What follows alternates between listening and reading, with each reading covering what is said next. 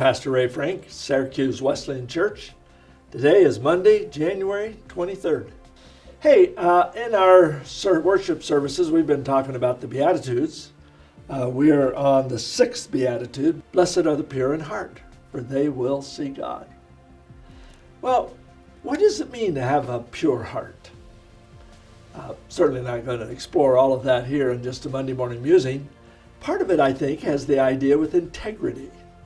I looked up the definition this week online, and according to the dictionary, it means to have the quality of being honest and having strong moral principles, moral upright. And the example was, he is known as to be a man of integrity. That's the idea of honesty and uprightness.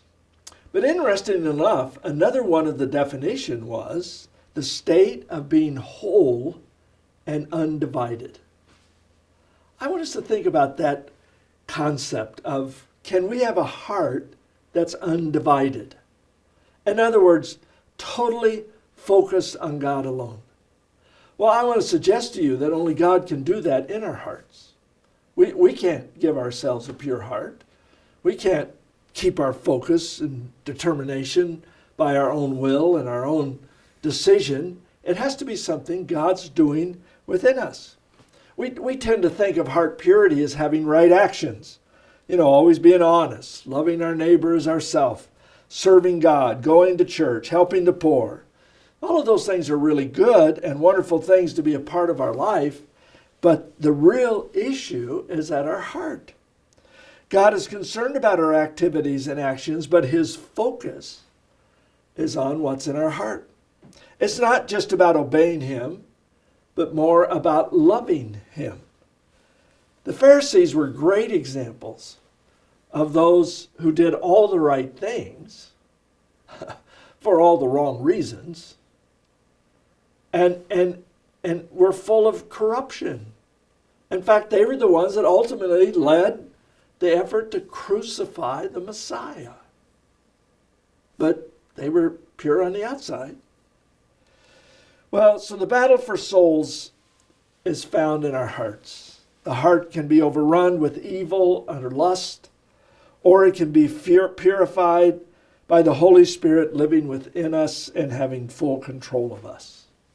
That's why David's prayer and the confession found in Psalm 51 cries out to God, "Create in me a pure heart, O God, and renew a steadfast spirit within me."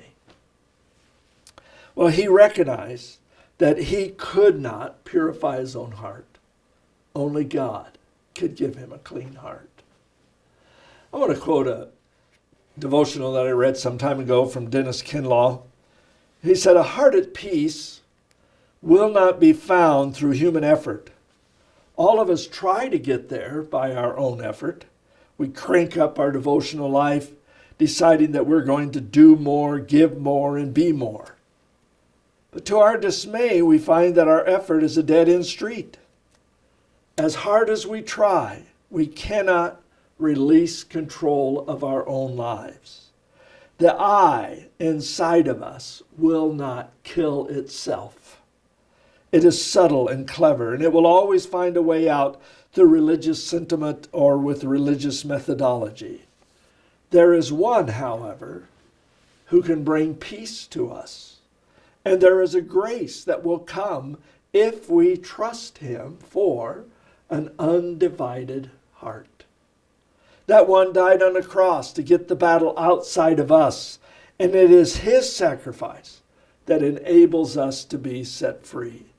There is something in the cross of Jesus Christ that can save me from me. When you come to the end of yourself, cry out to God, "Can you help me?" And Dennis Kinlaw concludes that devotional. He can, and he will, if you will trust him. Well, am I trusting God this morning? I trust you are for an undivided, pure heart. Have a great week.